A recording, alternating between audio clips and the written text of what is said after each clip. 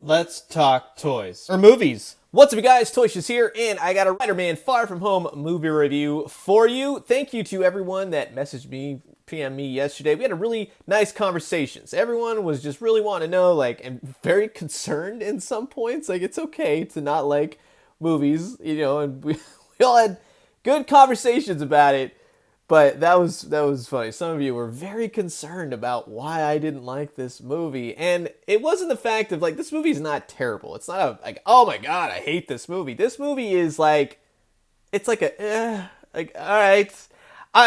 You kind of gotten used to a certain amount of things now with the Marvel Cinematic Universe. A lot of things you're like, cool, they've started doing their own thing. I totally get it. Spider-Man to me is one of those characters where you don't want to touch too much of what the core concepts of the character is, because much like Batman, he has different sets of rules that everyone is accustomed to, no matter who you are. If you're a huge fan or not, you know that Spider-Man has certain properties to him. So going forward, let's just say this: spoilers ahead, spoilers. And that's your final spoilers warning. Also, you should be watching this if you haven't seen the movie. Don't I mean, I know a lot of people like to go in and knowing everything about the movie, but yeah, I don't like to do that. I look at the general like, oh, okay, I heard it's good, I heard it's bad, and I go in with like zero expectations. So that's just how it is in terms of watching movies these days. The lower the expectations, sometimes the better the movie experience turns out to be. This one, not so much for me. Let's talk about what I liked first, and then we can get into like what I didn't care for. So, I liked Mysterio. I thought it was a good character for the most part. There's some wonky, weird stuff, but I like that they, for the most part, kept to the core concepts of he's a charlatan, he's an actor, it's all smoke and mirrors. And yes, thank God in this, because they were teasing the multiverse and he's from a parallel Earth. I'm so glad that they didn't go that route for him. If they want to do multiverse with, other characters and bring in, mutants in, or all the other rumors that are out there, that's fine. But when you have a Spider-Man villain, it's a Spider-Man villain. It's like New York alleyway villain, basically, for Mysterio. And you want to make him like a multiversal villain, that would have been so bizarre. So I guess you'd say thanks for not doing that with him. But it was a little weird with the whole, he's got an entire team, and the team is all comprised of ex-Tony Stark employees, Quentin Beck being an ex-Tony Stark employee, which I thought was cool. And I understood his motivations towards hating Tony Stark. Tony Stark took the Barf technology, actually renamed it Barf, and that's Quentin Beck's life work. So he's got this illusion property thing, and now he's mad at Tony Stark, or he wants to be Tony Stark, but Tony Stark's dead. So, it's kind of like that story we've seen a million times, but it's a little bit backwards. And then I don't really, it was just like, you got all this cool technology, why aren't you just actually a hero? Or why don't, you know what I mean? Like, why? It needed more motivation, something to that degree for me. So overall, the costume for Mysterio was fantastic. He wasn't even in it for the final battle. He did this thing where he was on a bridge, like one of those see-through bridges in London, and it just was like, okay, you have this cool working suit. The suit works because he's been in it before, but you're not gonna wear it. Okay, you're not gonna wear the coolest MCU suit that they have. The nightmare scene, most of the special effects, the elementals, all that stuff looked great for the most part. I mean, like, the special effects were great. A lot of like sets. Everything looked like a set to me in this movie. But I think that's more of a nitpick. Like, let's kind of taking yourself out of the movie and going like, oh, I can see that this is a set, or this is, it looked very set-ish. But the nightmare scene was like straight out of the comic books when he's doing all those illusions and Spider-Man zipping back and forth between his spider suits, and then they have the borderline Marvel Zombies thing where Tony Stark crawls out of the grave in the Iron Man suit and he's a skull. That was awesome. I thought that was fantastic. I was like, oh man, that is like pure Steve Ditko right there. That's amazing. That's some otherworldly, psychotic stuff that they're doing.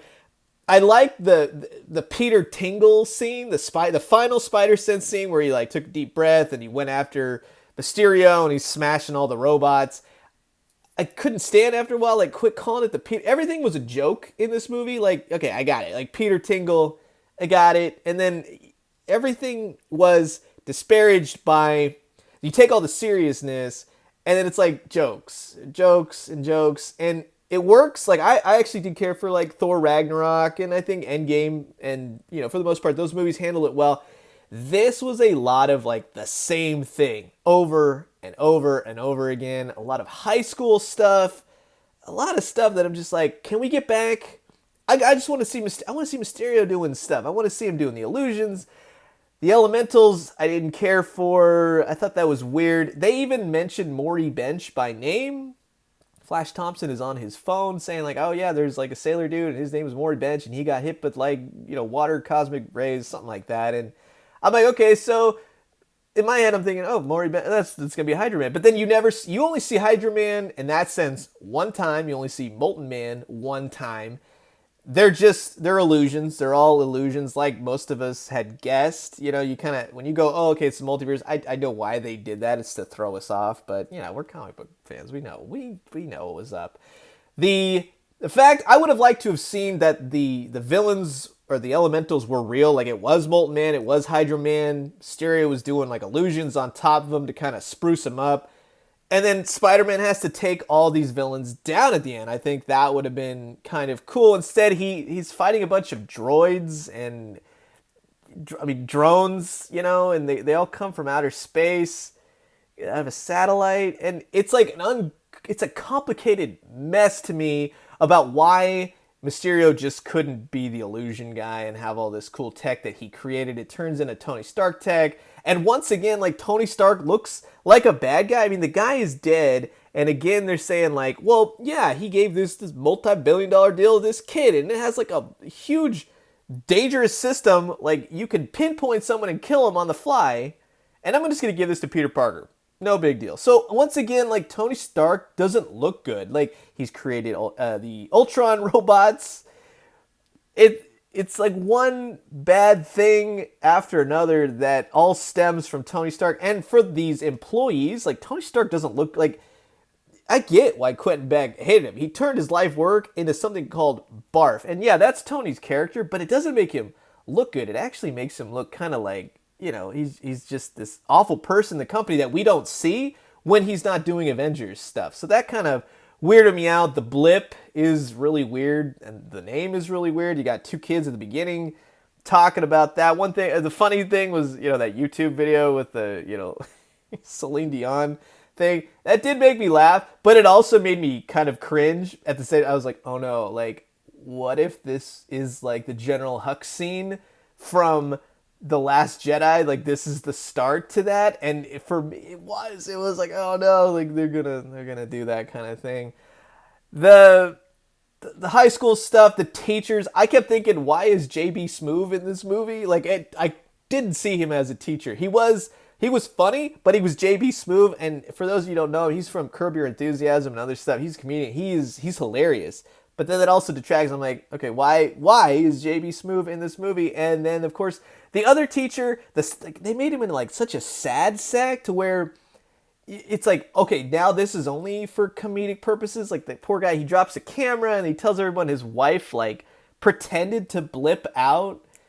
It's just one thing after another. He's like this nervous guy. He's trying to be this. It was too much. Like, again, stop showing me all this stuff. Like, I don't want to see Betty and Ned. Like, that's a little funny subplot, but they really gave these characters nothing. They're all Mary Jane, Betty, Ned. They're just the characters that you save throughout this entire movie again, and that's cool. And then they all team up and they Scooby-Doo it and they help him, kind of, sort of, you know. And Happy shows up.